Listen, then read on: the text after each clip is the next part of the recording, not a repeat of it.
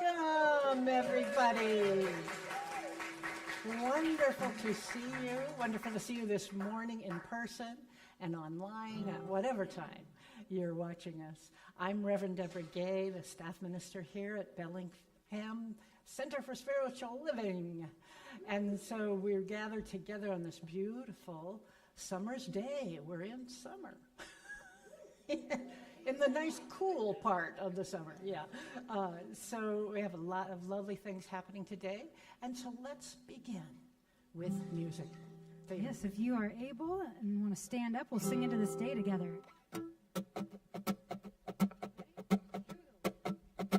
Swing open my heart, give thanks for the day.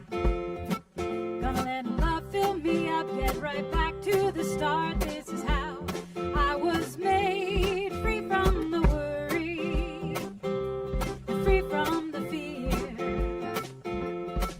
I know spirit is peace, loving kindness in me right now, right here. Singing, don't worry about a thing, 'cause every little thing is gonna be alright. Singing, don't worry about a thing, 'cause every little thing is gonna be alright. Swing open my heart, give thanks for the day. Gonna let love fill me up, get right back to the start. This is how I was made, free from the worry, free from the fear. I know spirit is peace, loving kindness in me right now, right here. Singing, don't worry about a thing, 'cause every little thing is gonna be alright. Singing, don't worry, no, don't worry about a thing, 'cause every little thing is gonna be alright. Sing, don't worry. Singing, don't worry about a thing, 'cause every little thing is gonna be alright. Sing, don't worry again. Singing, don't worry, no, don't worry about a thing, 'cause every little thing is gonna be alright. Every little thing, yeah, every little thing is gonna be alright. Yeah, every little thing is gonna be alright.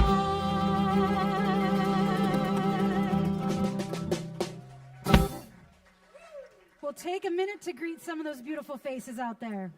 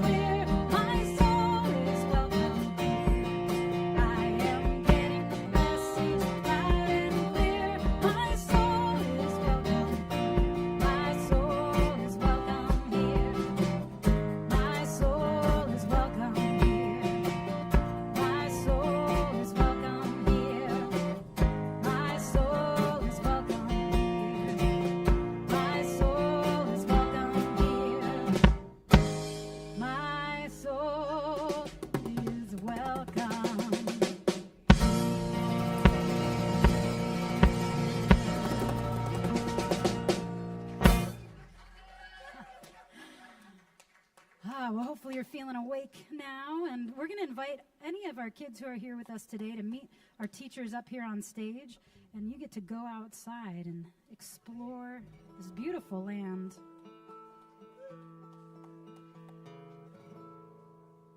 We're going to sing Hooray for the World. We're glad to be on it.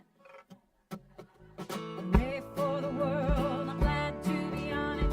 Hooray for the world, I'm glad to be on it. Hooray for the world, it's a special place. Got Mother Nature and the human race. The world's got trees and bumblebees, rivers and lakes and the open sea, mountains and valleys and animals too, and a sun that shines on me and you. Hooray for the world, I'm glad to be on it. Hooray for the world, I'm glad to be on it. Hooray for the world, it's a special place. Got Mother Nature and the human race. Got Mother Nature and the human race.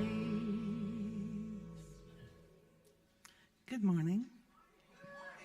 My name is Andrea Wood, and I am the practitioner of the day, serving today as well as Joanne Allison and Cindy Clay.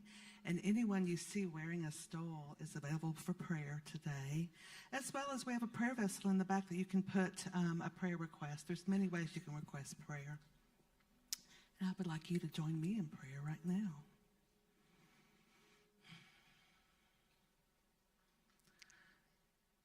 Let's join our hearts and minds together in the deep knowing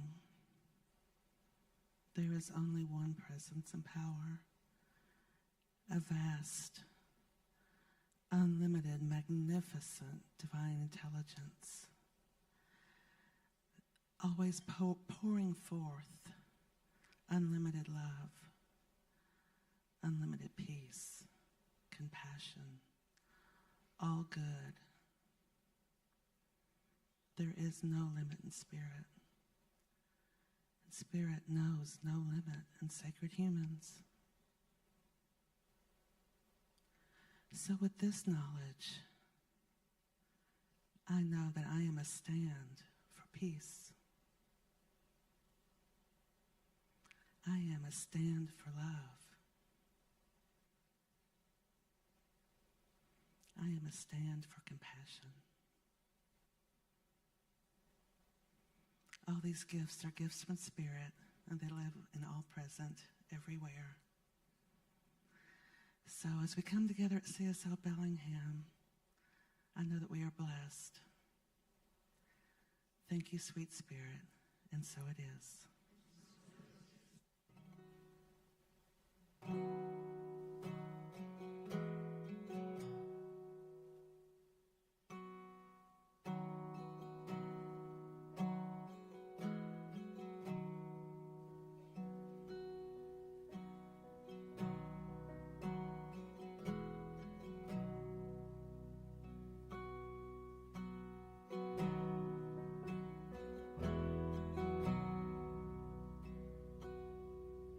May I never lose my wonder.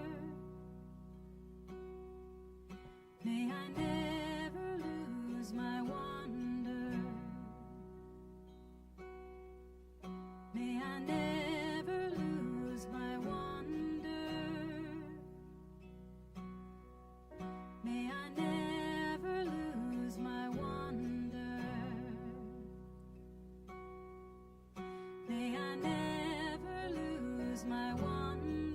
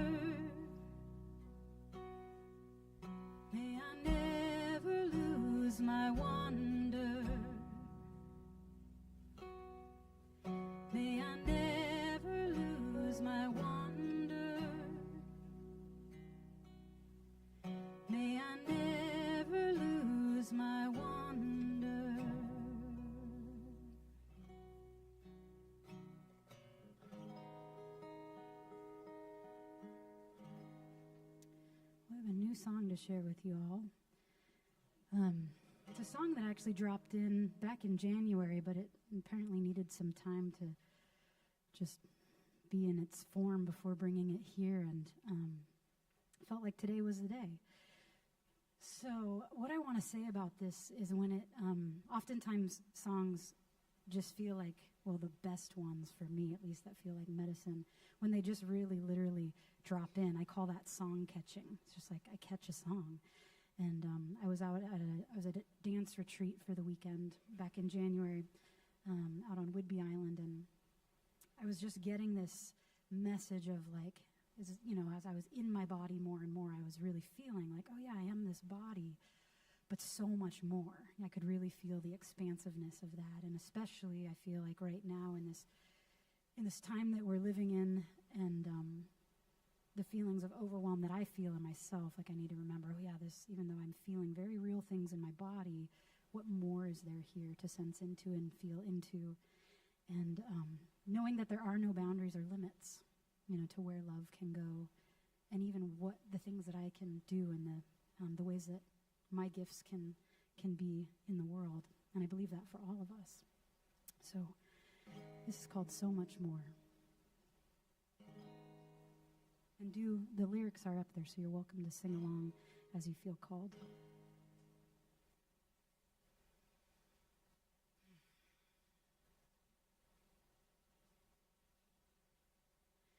I am this skin, and so much more. There are no boundaries to where I can go.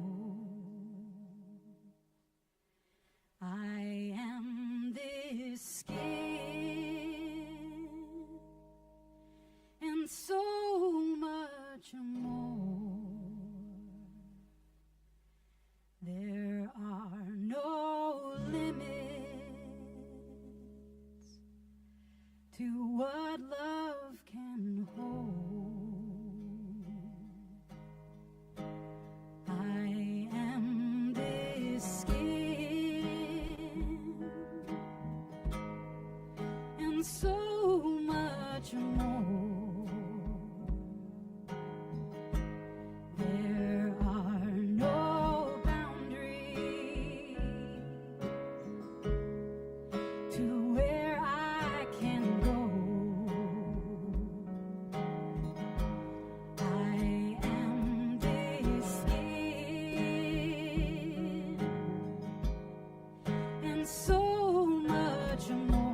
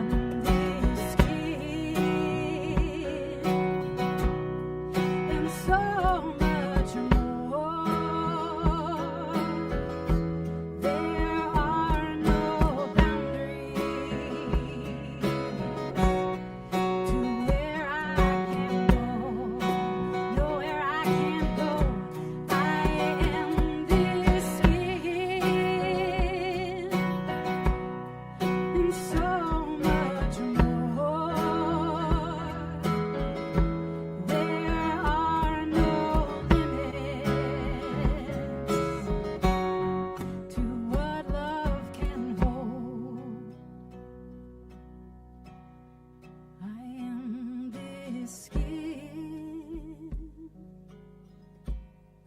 and so much more. There are no boundaries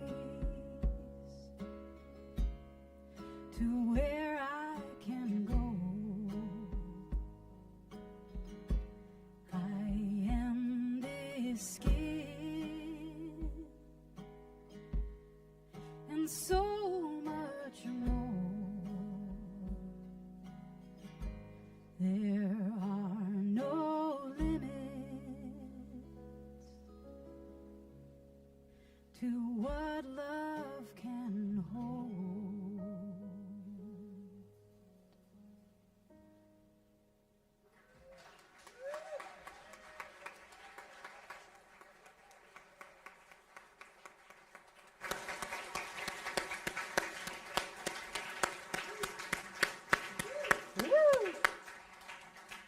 I love working with songwriter musicians. Oof. Perfect, perfect. There are serious things happening in the world. And yet, I want to share as well, I was at the Pride Parade in Anacortes yesterday. And it was such a fun day. Color, joy, laughter, candy. Dogs and kids and the whole community was out, and it was just that day of simply joy of being alive. And then I know most of us woke up to some pretty serious news, and there is stuff going on in the world. There's a heat dome moving from the center of America over to the East Coast. We've been through a heat dome. We know how difficult that can be. There's stuff going on in each of our individual lives that is big. So what can we do as Science of Mind people in these times? These are times that call forth the best of who we are. So there is, the bell is ringing. This is no longer a rehearsal. It is time to be the best of who we are. And so, Spirit always works in wondrous ways. And so this topic was picked months and months ago. But it is so appropriate for the time that we're in that we, Science of Mind folk, are people who are choosing to be for something. So this is based on a quote from the founder of Science of Mind, Ernest Holmes, that if you can find me people who are for something rather than being against something, these people can change the world. So I want to play with that concept with you today. This being for something rather than against something is really based on the law of attraction, which is what you focus on, you get more of. So we are asked to turn away from the situation or the condition and focus on what we do want to see in the world, to see in ourselves, to experience as our life. And the reasoning for this is we have habituated patterns. We grow up in a culture from childhood that teaches us certain things. It's even physiological in our brain. There are patterns in the brain that fall back into automatic unconscious behavior and belief systems. And so without consciously working to shift that old stuff, we reproduce it time and time again. And so if there is something that you want to let go of, release, and bring a different kind of life experience into your life, that's where your attention needs to be.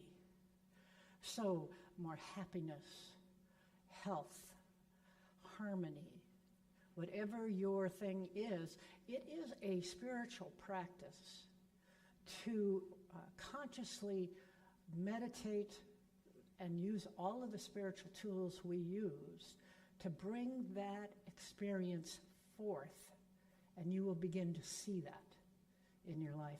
You will be filtering for that. It is not easy. This is the time for maturity, for mature spiritual workers, spiritual beings, because it is so easy to fall back into the old way and the old point of view. Life is hard, life is a struggle, everything is against me. It is beyond time to let go of that. So let's talk about what that is, because as I say, this isn't easy. It's not easy work. But the more we think about the problem or the weakness, the more you're going to start seeing that, continue to see that. So we're invited this week. This is a week, the theme of June for CSL is celebrating varieties of being human. I just think that's fun. The way that's worded, it's the variety of being human that we're celebrating this month. So we all have our different idiosyncrasies, and that's to be celebrated. That's to be enjoyed and be celebrating the diversity of us, and yet that we all truly are one as well. We are all unified together in this web of life. So, but to do that beyond a platitude, to live your life that way, it requires some vulnerability, because you've got to have courage to really come in intimately and support each other at the truth level. That takes some courage, because we are not always going to agree with each other. The challenge is that it is an opportunity to be vulnerable, to be truthful, to be respectful of each other and our differences as well as our similarities. Now, there's stuff in the way of that, right? But it is an invitation to, and I love these words, practice emotional regulation. So that means you deal with your own stuff. So if you find yourself angry, jealous, resentful, in a victim point of view, all of this is your work to understand where that is coming from within you. It is an inside job. And as you understand, that's why I'm so angry, or why is that person triggers me. It's my story that I'm reliving by the emotional response I'm having, and therefore I am accountable to that, and I can do something about that. I can do something about my own hooks or my own emotional reactions that are almost sometimes instantaneous, right? Because they're coming from that unconscious level, not so much a mental level. But we can heal our trauma, much as this is coming from how we were hurt as we grew up. And so doing our own work to return to a sense of confidence and a sense of wholeness and a sense that I am a good person. I am good. If there's one thing I see in the world over and over again, is this sense of not being worthy, that there's something broken in us. And so that is, again, that's what we are releasing as Science of Mind people consciously each step at a time. Now, differences can lead to conflict, but that conflict can lead to discussion, can lead to healing, can lead to transformation. But it also, some of us will say, things are moving so slowly. I am so frustrated with this so-called evolution that humans are going through. Why is it taking so much time? Why does it seem like, back and forth, back and forth? And so we can take solace in somebody who knew something about that. And that's the words of Dr. Martin Luther King Jr., who said, "The arc of the moral universe is long, but it always bends towards justice." So that's really asking us to take the long view. I mean, that's taking a 100-year view or a 200-year view to look at the arc of human evolution and see that it is moving towards justice, but on its own timeline that is quite long, longer than the human life, perhaps.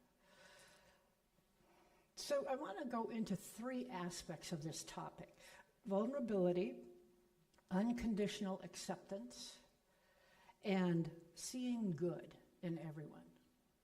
These are, again, not easy, and they are for the mature spiritual practicer, which you all are, because you're here.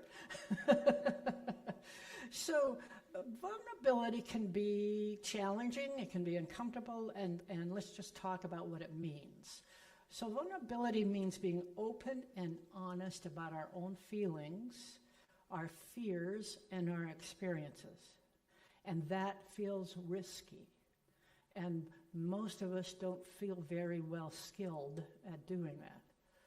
We haven't grown up practicing being open and honest about our fears and our feelings, right? We've grown up being taught to just kind of cover all that up. Yes, that's right, exactly. So the problem with not really being truly who we are is that's a life of separation, right? It's separating from your own essence. It's separating from other people because they can kind of feel like you're not really there. And it's separation from the unity, from the divine life.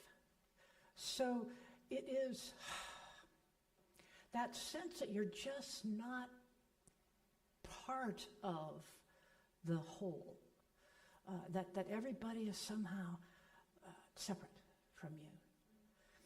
So that's what we want to talk about. Now, powerful healing can occur when we feel strong enough to move into these tender areas. And it is, the tool to do this is our intuition. So that inner voice within each of us is what guides us how to have those kind of conversations, develop that kind of connection with other people, that deeper sense of relationship. It's guiding us through how to start and how to participate in difficult conversations. So that's a tool to practice and learn how to hear it or feel it, because it's a different communication system.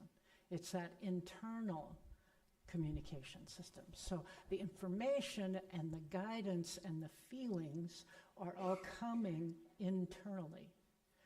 And we have to turn the volume up or learn the language of our own intuition, if that has not been something you did.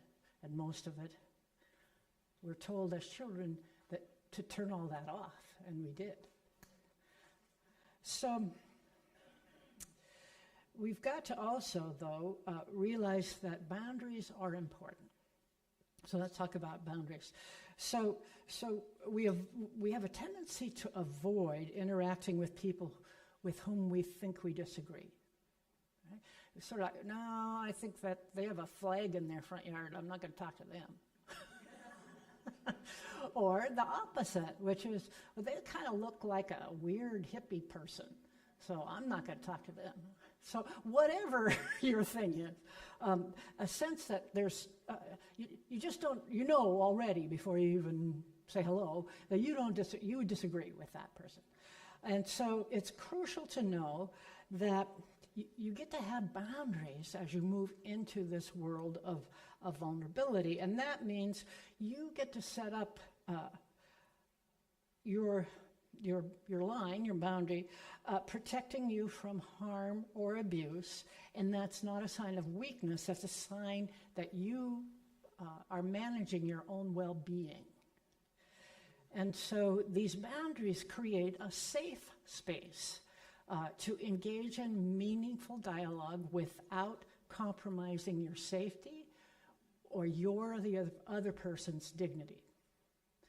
So boundaries are huge, not to be a barrier, not to be a wall, but to be an area of safety. And that can be things like, when we talk, I'm going to respectfully listen to you, and I ask that you respectfully listen to me when I talk. You know, you can set these conversational boundaries. Let me go into that a little bit deeper. So maybe you're in a situation where you're feeling challenged and uncomfortable, and you know it's a call. You can have the conversation with this person, but you're a little hesitant to start.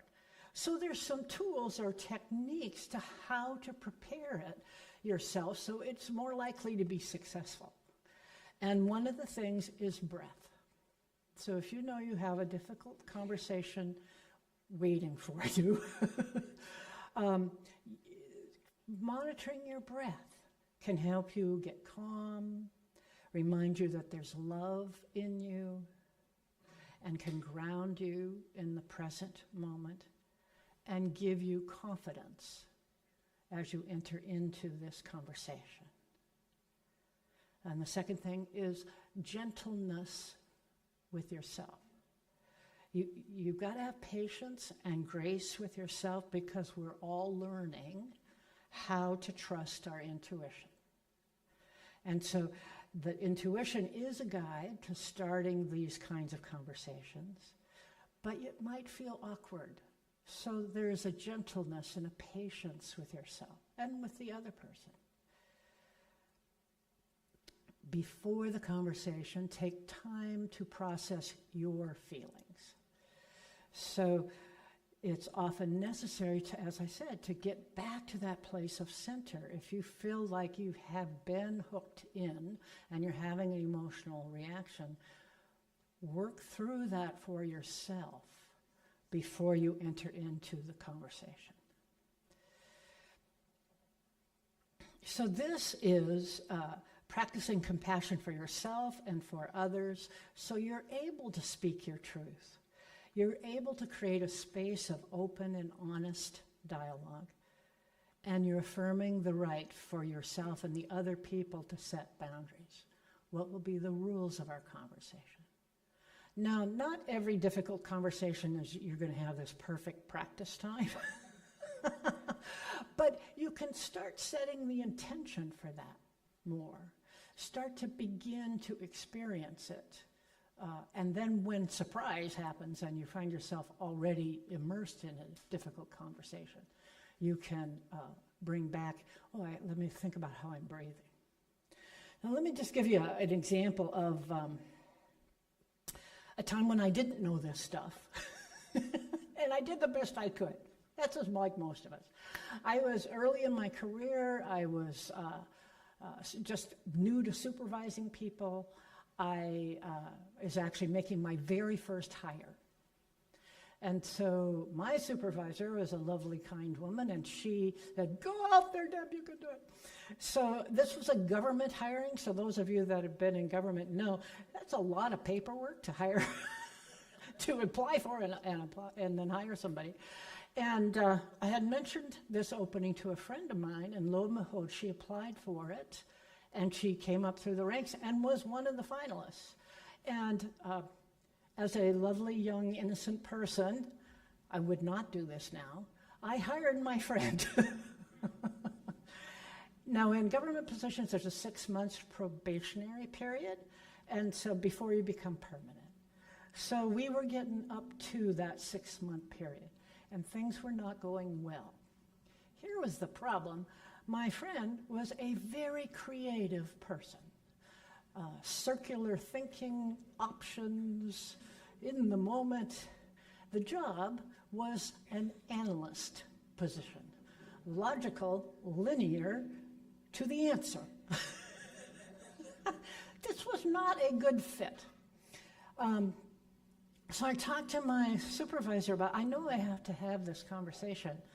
And she gave me some hints, some suggestions about how to be honest and clear and not disguise it. And so we came in to this conversation. Boy, do I wish I had some of these suggestions. But we both did the best. I explained that, I just didn't think this was going to be good for you or for us. This wasn't a great result that was happening here in the first few months.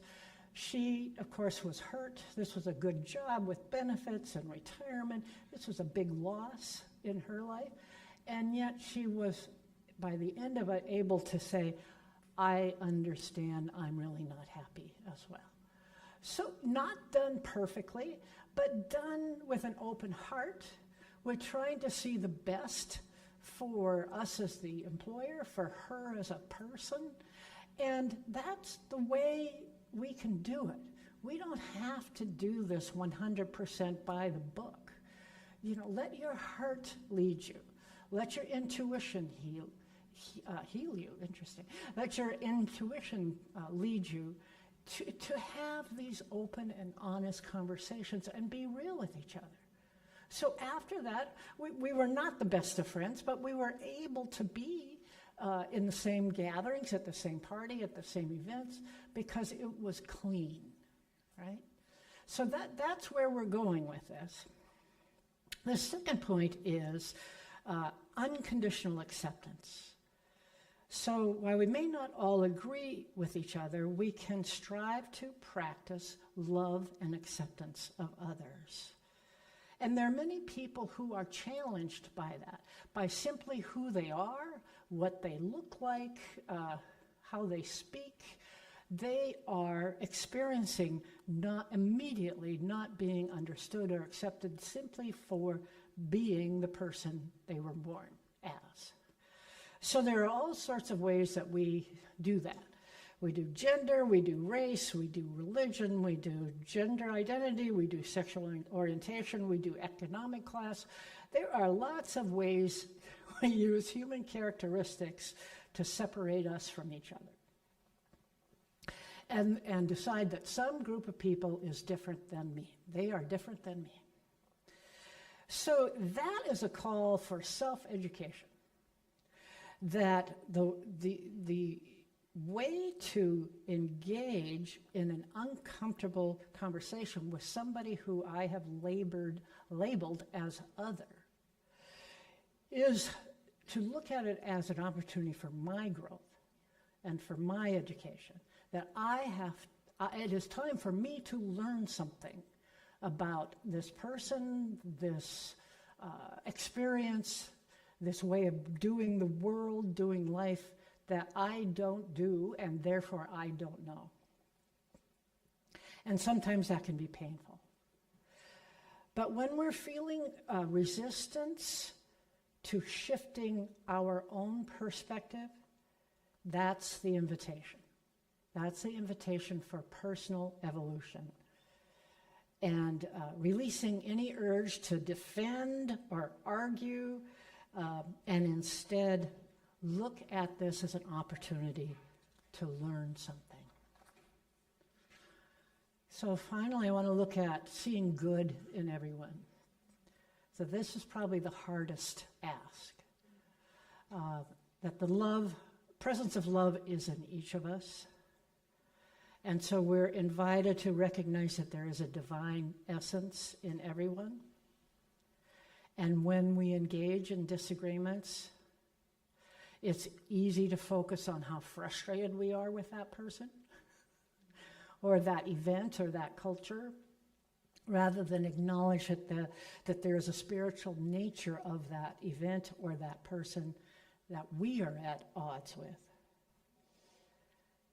And every challenge is an opportunity to deepen our own connection with each other, with the evolutionary process that is occurring for humanity, for understanding the varieties of ways of doing human. And so that is on us. Our individual evolution is on us. So, start easy. Read a book about a life that you have never experienced, know very little about. Watch a documentary, a video showing you aspects of a culture that we as Americans know nothing about. Find someone in your community who is living a different life than you are and start a conversation.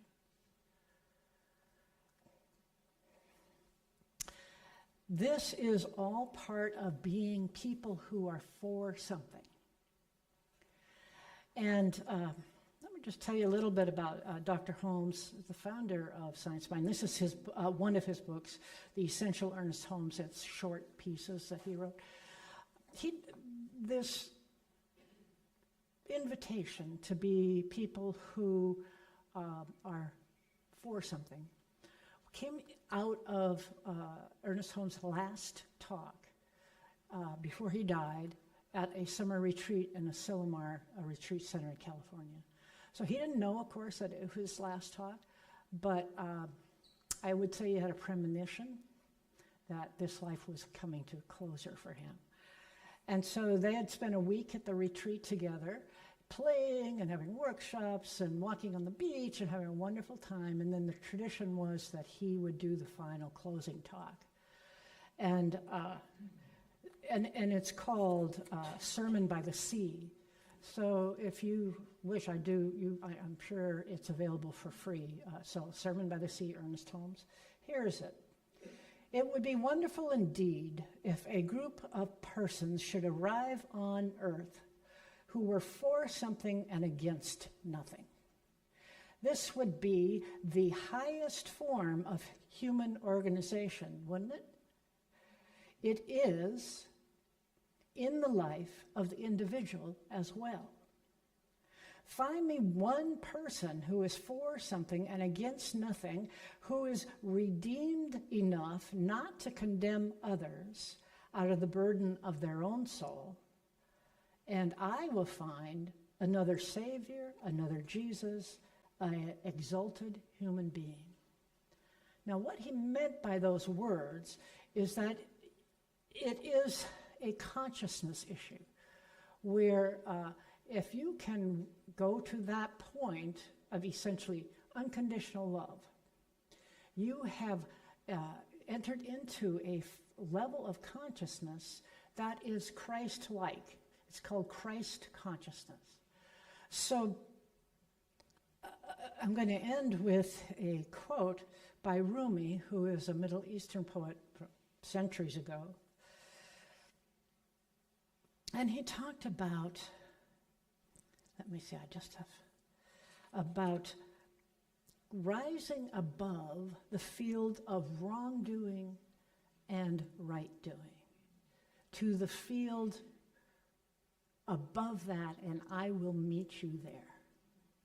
So that's, in this language, translating it from the experience of I'm right and you're wrong to the consciousness of together we are one. We are unified. That's the level to meet at. So this is aspirational, but it is also very practical. It is using your science of mind tools to cultivate the good in your life and cultivate the good that you are rippling out into the world to lift us all.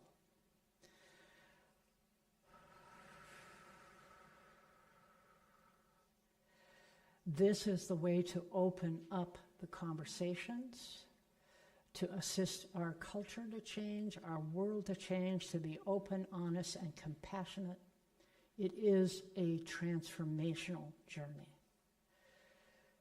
But it happens one courageous conversation at a time. What do you want it to look like? What do you want it to look like for you? I will have some suggestions as we go through this summer because I have a feeling it's going to be one of those challenging times, one of those summers we're all going to remember. So, more to come, and let's for now go into prayer. And so I simply know with each person here that we are each of the one life, the one mind, the unified field of all potential, all possibility. And I also know that we are each wonderful and individual aspects of life. And that we live a wonderful individual life that is perfect for us. And we do this with each other, in relationship with each other, in community with each other. And so with this prayer, we invite in that divine inner voice to assist us to live this open and honest and courageous life of bringing forth before us a vision of a world that works for everyone, a vision of the world that is good, and that good is expressing through me each day. And we release this prayer to the action of law, knowing this prayer is manifested in each of our lives in very individual, concrete, and wonderful ways. And with this I say with you, and so it is. Wonderful.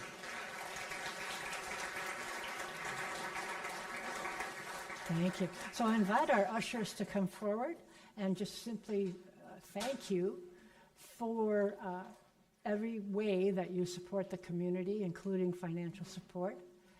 And let us go into song.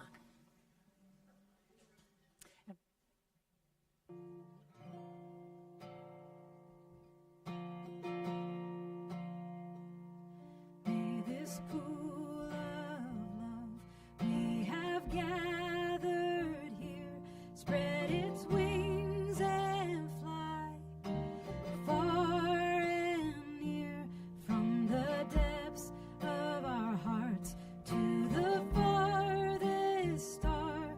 May our love bless everyone. May our love bless everyone. May this pool of love we have gathered here spread its wings and fly far and near, from the depths of our hearts to the farthest star. May our love bless everyone. May our love bless everyone. May this pool of love we have gathered here spread its wings and fly far and near, from the depths of our hearts to the farthest star. May our love bless everyone. May our love bless everyone. Thank you. Well, as you know, we're in this process of attracting our next senior minister.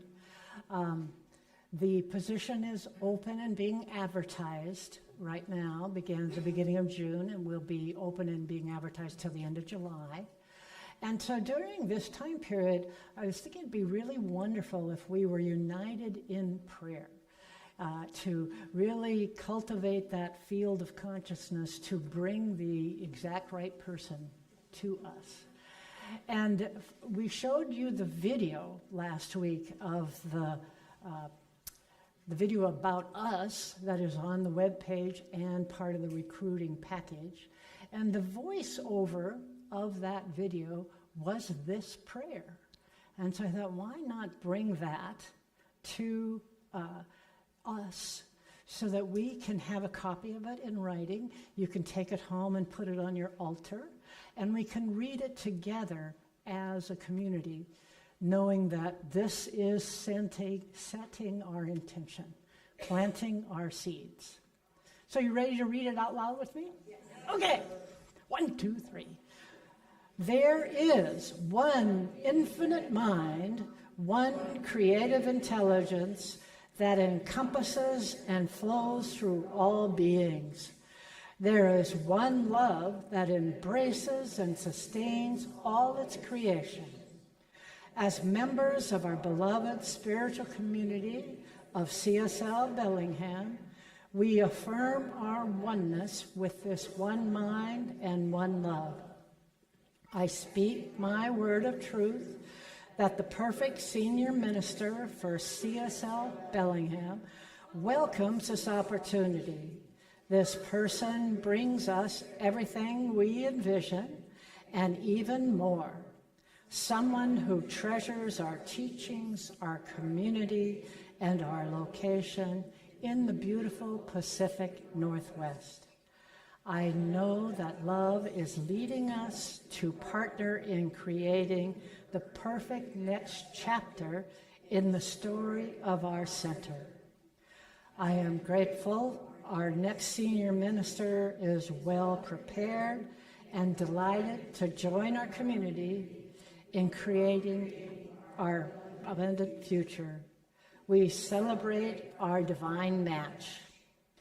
I release these words into the law of good and let them go, confident that all is unfolding as it should. And so it is.